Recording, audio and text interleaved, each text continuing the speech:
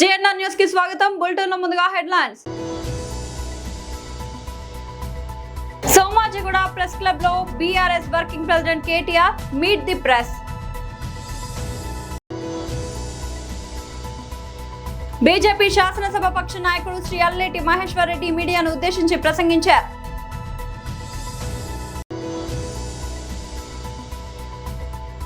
తాడేపల్లిలోని వైఎస్ఆర్సీపీ కేంద్ర కార్యాలయంలో డీఎస్సీ అభ్యర్థులు ప్రెస్ మీట్.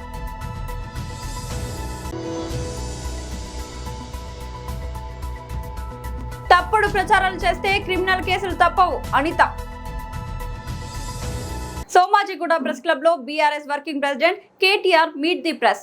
గౌరవనీయులు హైదరాబాద్ ప్రెస్ క్లబ్ అధ్యక్షులు సోదరులు విజయ్ కుమార్ రెడ్డి గారు, గౌరవ ఉపాధ్యక్షులు సోదరులు రాజేష్ గారు, అట్లాగే శ్రీమతి అరుణ అత్తలూరి గారు, గౌరవనీయులు జనరల్ సెక్రటరీ ప్రెస్ క్లబ్ సోదరులు రమేశ్వరి కుప్లా గారు, జాయింట్ సెక్రటరీలు హరిప్రసాద్ గారు, బాపురావు గారు, అదేవిధంగా కోశాధికారి అది కూడా రమేష్ గారే, అట్లాగే ఆల్ ద ఈసీ మెంబర్స్ పేరు పేరున అందరికీ నమస్కారం. సోదరులు రవికాంత్ రెడ్డి గారికి కూడా హృదయపూర్వకంగా నమస్కారం. Thank you.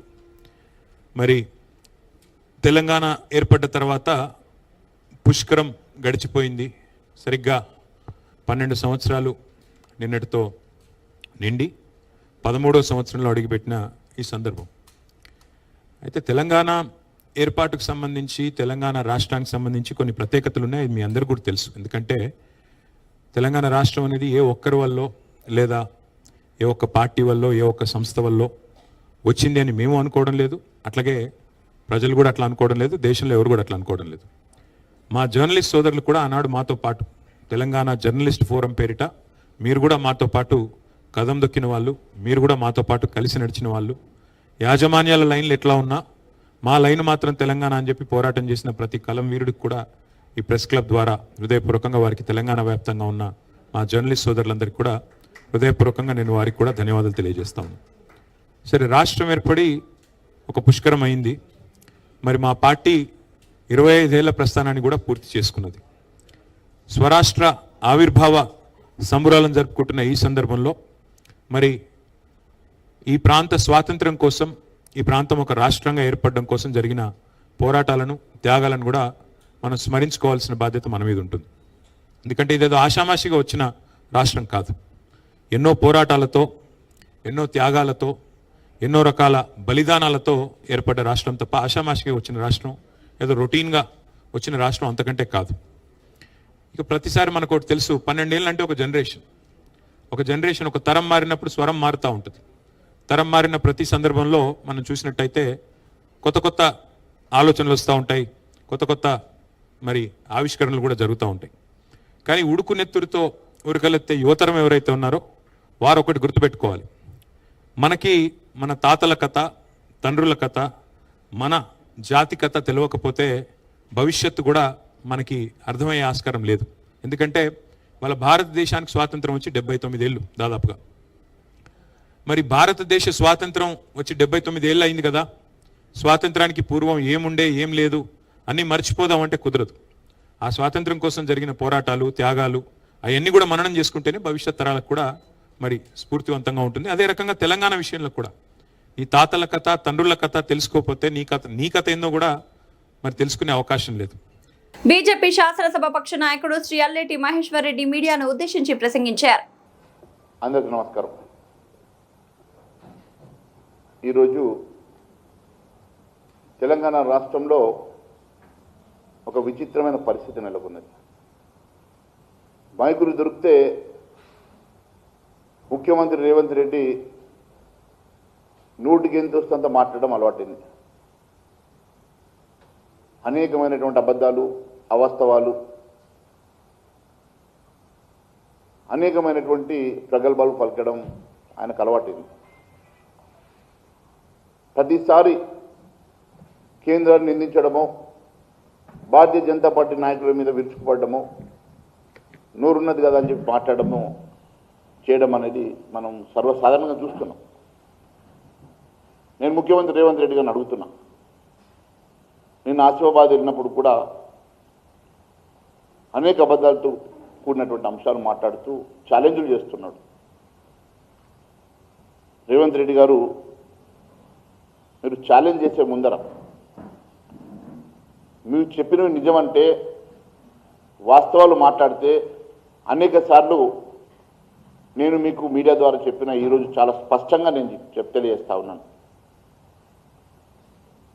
నేను వాస్తవాలతో డొక్కొని వస్తా, నువ్వు నీ మొత్తం క్యాబినెట్ తీసుకొని రా, నేను మాట్లాడే అంశంలో ఏ ఒక్క తప్పున్నా నేను ఏ నిర్ణయానికైనా కట్టుబడి ఉంటాను. దానికి నువ్వు సిద్ధమని అడుగుతున్నా. కేవలం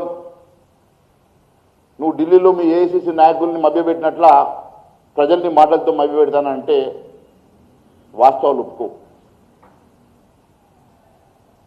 ఈరోజు 75 మెట్రిక్ టన్నులు కేంద్ర ప్రభుత్వం కొనుక్కుంటే తీసుకొచ్చి పోస్తాడు. ఏడవస్తూ దమ్మున్నదా నీకు? నువ్వు ఏం మాట్లాడినావు?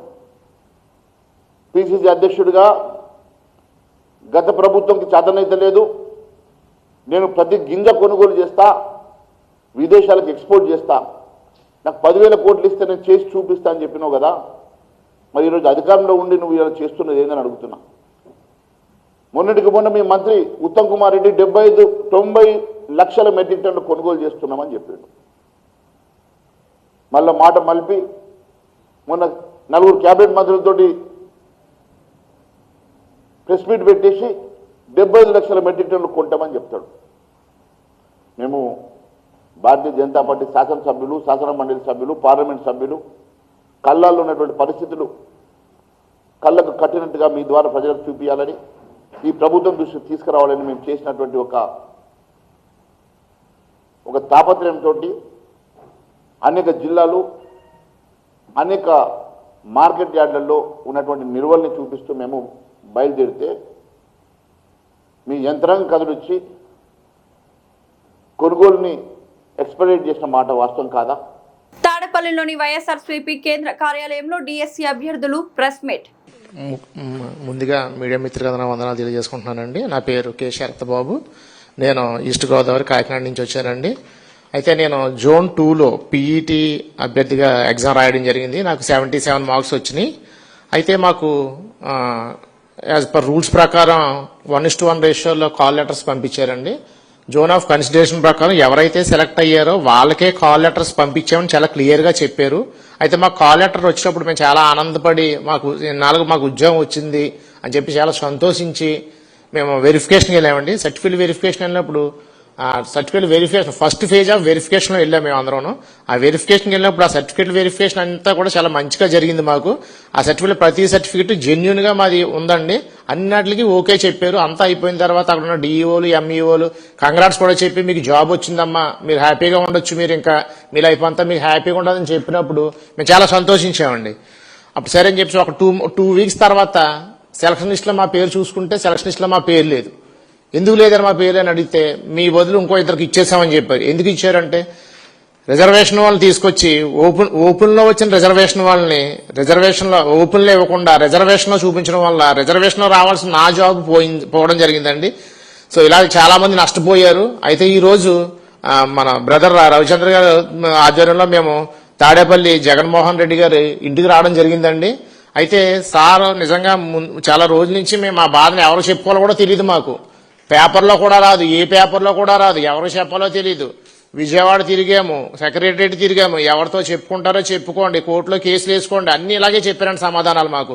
అయితే చివరికి మన పేపర్లో రావడం మూలంగా జగన్మోహన్ రెడ్డి గారి ఆధ్వర్యంలో సార్ ఆధ్వర్యంలో ఇలా ధర్నాలో పేపర్లో రావడం మూలంగా అందరికీ తెలిసిందండి మా బాధ. మేము ఎంత బాధపడము ఈ 1 year నుంచి. మా బాధ అంతా కూడా ఈరోజు నిజంగా ఉద్యోగం వస్తుందో లేదో సెకండరీ అండి. ఈ రోజు మా బాధ అంతా పోయింది. ఎందుకంటే సార్ దగ్గరికి వచ్చి కలిసినప్పుడు ఆయన చూడగానే మాకు ఒక భరోసా లభించింది. ప్రతి ఒక్కరు కూడా తమ సమస్యను విన్నవించారు సార్కి. సార్ చాలా ఓపికగా కూర్చొని 2 hours పాటు మా బాధలన్నీ విని సార్ ఒకటే మాట చెప్పారు, న్యాయపరమైన పోరాటం మనం చేద్దాం, ఏది ఆపొద్దు, ఖచ్చితంగా న్యాయ పోరాటంగా పోరాడదాం, అలాగే కోర్టు ద్వారా మన ఉద్యోగం తెచ్చుకుందాం.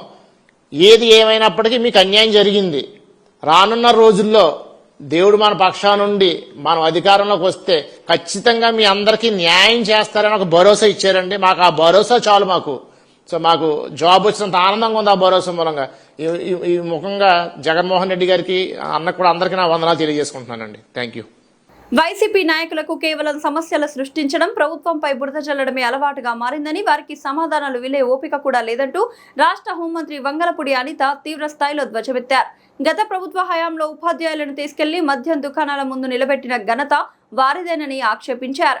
కూటమి ప్రభుత్వం ఎంతో పారదర్శకంగా నిర్వహించిన డిఎస్సి పరీక్షలపై ఆ పార్టీ నేతలు చేస్తున్న విమర్శల్లో ఎలాంటి నిజం లేదని, గతంలో వారు గ్రూప్ 1 పరీక్షలను ఎంత అధ్వానంగా నిర్వహించారో ప్రజలందరూ చూశారని గుర్తు చేశారు. డిఎస్సి ప్రక్రియలో అక్రమాలు జరిగాయంటూ కేవలం నోటి మాటలతో తప్పుడు ప్రచారాలు చేస్తే ఊరుకునేది లేదని, అలాంటి వారిపై క్రిమినల్ కేసులు నమోదు చేస్తామని హోంమంత్రి గట్టిగా హెచ్చరించారు. ప్రస్తుతం ఉన్న ఉపాధ్యాయులలో అత్యధిక శాతం మంది గతంలో టీడీపీ హయాంలోనే నియమితులయ్యారని, గతంలోని సమస్యలన్నింటినీ పరిష్కరించి తాము ఎంతో గౌరవప్రదంగా నియామక పత్రాలను అందించామని స్పష్టం చేశారు. బ్రిడ్జ్ స్పోర్ట్స్ అంశంపై అవగాహన లేకుండా వైసీపీ నేతలు మాట్లాడుతున్నారని అనిత ఎద్దేవా చేశారు. బ్రిడ్జ్ స్పోర్ట్స్ అంటే గొడ్డలి పార్టీ నాయకులు గతంలో నడిపించిన జూదం క్లబ్ కావని చురకలట్టించారు.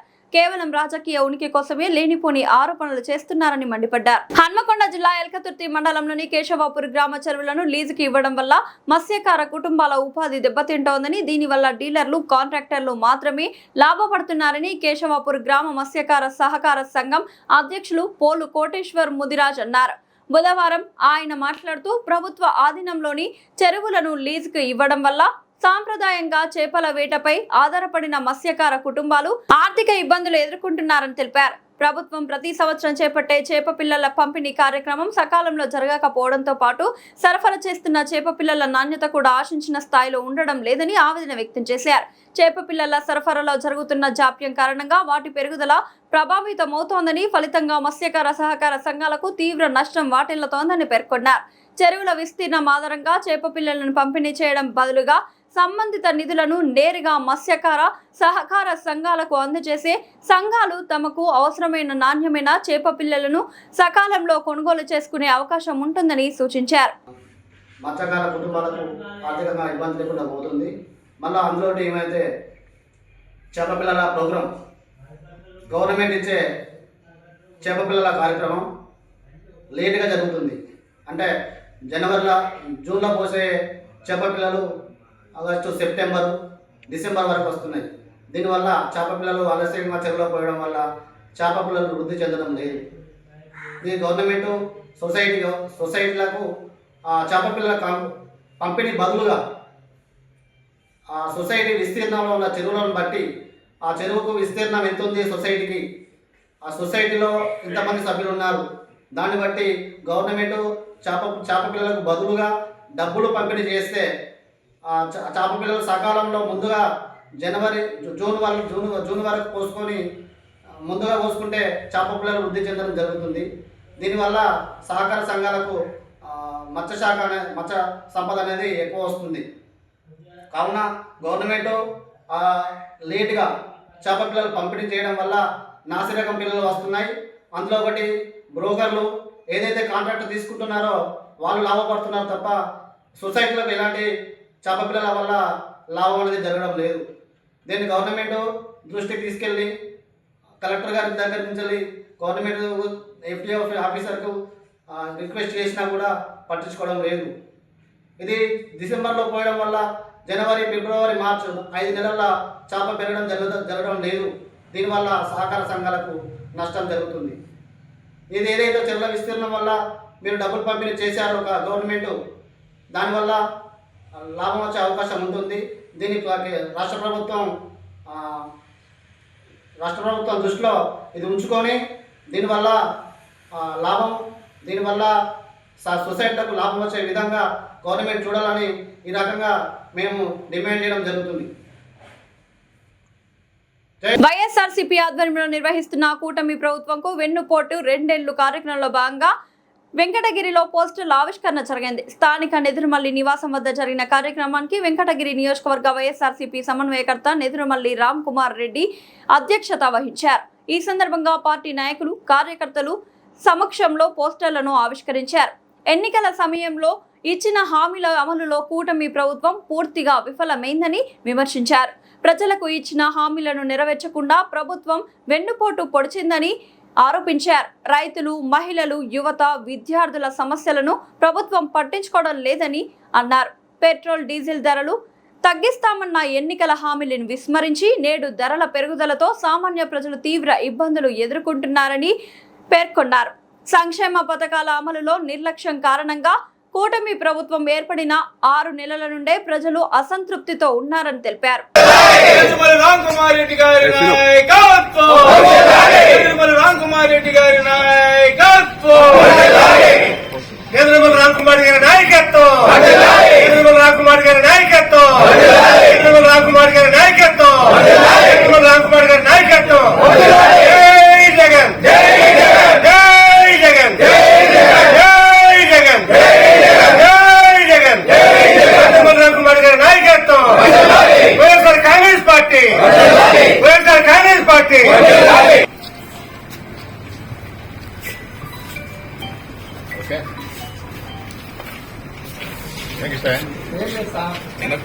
రాష్ట్రంలో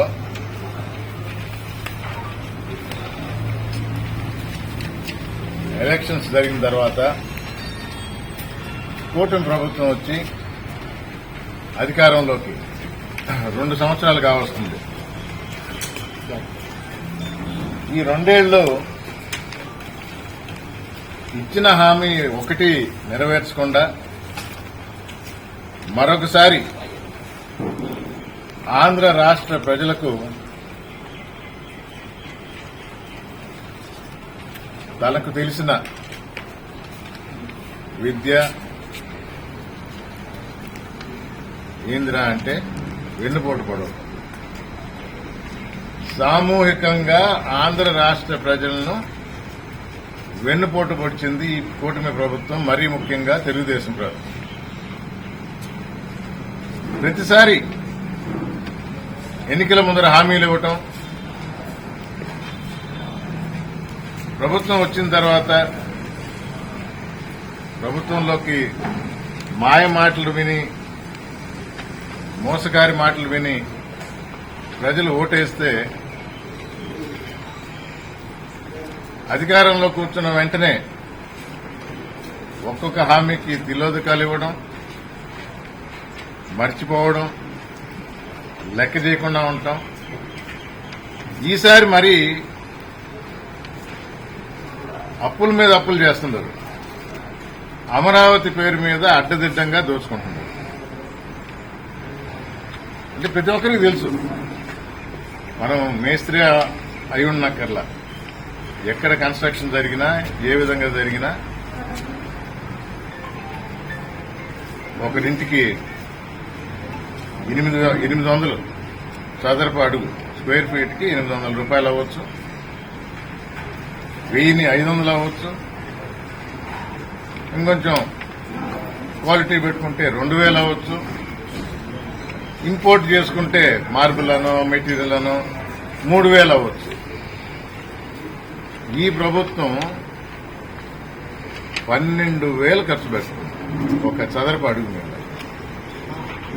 ల్యాండ్ కాస్ట్ లేదు మళ్ళా దీనిలో. హైదరాబాద్ లో నియోపాలిస్ అని మొన్న కూడా ఎకరా 237 కోట్లకు పోయింది. అది వరకు 150 కోట్లు ఉంది. ల్యాండ్ కాస్ట్ తో కలిపి బిల్డింగ్ ఖర్చు ఎంతనాయనా అంటే 10,000 12,000కి అమ్ముతున్నారు. 150 కోట్లు ఫెసిలిటీస్ అంతా ఇస్తూ కన్స్ట్రక్షన్ కాస్ట్ 3,000 4,000 ల్యాండ్ కాస్ట్ ఉంది. ఇక్కడ ల్యాండ్ కాస్ట్ అనేది లేకుండా 12,000 14,000. ఈరోజే పేపర్లో చూసాం, మెడికల్ ఎక్విప్మెంట్ తమిళనాడులో గత సంవత్సరమే 82 లక్షలకి 83 లక్షలకి కొంటే అదే పరికరం 1,71,00,000 కొనింది ఈ కూటమి ప్రభుత్వం. ఇదే అడ్డదిడ్డంగా దోచుకోవటం అంటే. ఇది ఈ వెన్నుపోటు అనేది మొదట 6 నెలల్లోనే ఆంధ్ర రాష్ట్ర ప్రజలు గుర్తించారు. మళ్ళా మోసపోయాము, అని బాధపడుతూ వచ్చారు. గల్ఫ్ ప్రాంతంలో ఉద్రిక్తతలు తీవ్ర రూపం దాల్చాయి. కువైట్ అంతర్జాతీయ విమానాశ్రయంపై ఇరాన్ జరిపిన డ్రోన్ క్షిపణి దాడిలో ఒక భారతీయ పౌరుడు మరణించాడు. ఈ ఘటనలో మరో 63 మంది గాయపడ్డారు. బుధవారం తెల్లవారుజామున ఈ దాడి జరిగినట్లు కువైట్ అధికారులు వెల్లడించారు. విమానాశ్రయంలోని టెర్మినల్ 1 లక్ష్యంగా ఈ దాడి జరిగింది. దీనివల్ల భారీ ఆస్తి నష్టం సంభవించిందని, విమాన సర్వీసులన్నింటినీ నిలిపివేసినట్లు అధికారులు తెలిపారు. ఈ దాడిలో ఒక భారతీయ పౌరుడు మరణించిన విషయాన్ని కువైట్లోని భారత రాయబార కార్యాలయం ఎక్స్ వేదికగా ధృవీకరించింది. మృతుడి కుటుంబానికి అన్ని విధాల సహాయం అందించేందుకు కువైట్ అధికారులతో సమన్వయం చేసుకుంటున్నట్లు తెలిపారు. ఈ దాడిలో గాయపడిన వారిలో కొందరికి తలకు తీవ్ర గాయాలు కాగా మరికొందరి అవయవాలు దెబ్బతిన్నాయని ఆరోగ్య శాఖ అధికారులు తెలిపారు. 7గురికి శస్త్రచికిత్సలు నిర్వహించారు. సంఘటన స్థలానికి 25 అంబులెన్స్లు చేరుకొని సహాయక చర్యలు చేపట్టాయి. తమ దేశంలోని పౌర కీలక సదుపాయాలపై జరిగిన ఈ దాడిని కువైట్ విదేశాంగ శాఖ తీవ్రంగా ఖండించింది. అమెరికాకు సహకరిస్తున్నాయన్న ఆ కారణంతో గల్ఫ్ దేశాలపై ఇరాన్ ఇటీవల ప్రతీకార దాడులకు పాల్పడుతోంది. ఇందులో భాగంగానే ఈ దాడి జరిగింది. గతంలోనూ కువైట్ విమానాశ్రయంపై దాడులు జరిగినా ప్రాణ నష్టం జరగడం ఇదే తొలిసారి. దాడి నేపథ్యంలో జూన్ 4 వరకు విమాన రాకపోకలను రద్దు చేశారు. దీంతో ఇండిగా సహా పలు విమానయాన సంస్థలు ప్రయాణికులకు సూచనలు జారీ చేశాయి. బులెటిన్ ముగించే ముందు హెడ్లైన్స్ మరోసారి. సోమాజిగూడ ప్రెస్ క్లబ్ లో BRS working president KTR meet the press. BJP శాసనసభ పక్ష నాయకుడు శ్రీ అల్లేటి మహేశ్వర్ రెడ్డి మీడియాను ఉద్దేశించి ప్రసంగించారు.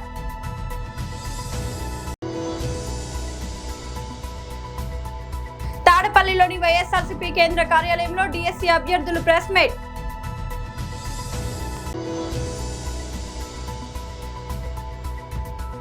తప్పుడు ప్రచారాలు చేస్తే క్రిమినల్ కేసులు తప్పవు అనిత. ఇది వరల్డ్ బులెటిన్ అప్డేట్. మరొక బులెటిన్ మళ్ళీ కలుద్దాం. అంతవరకు సెలవు.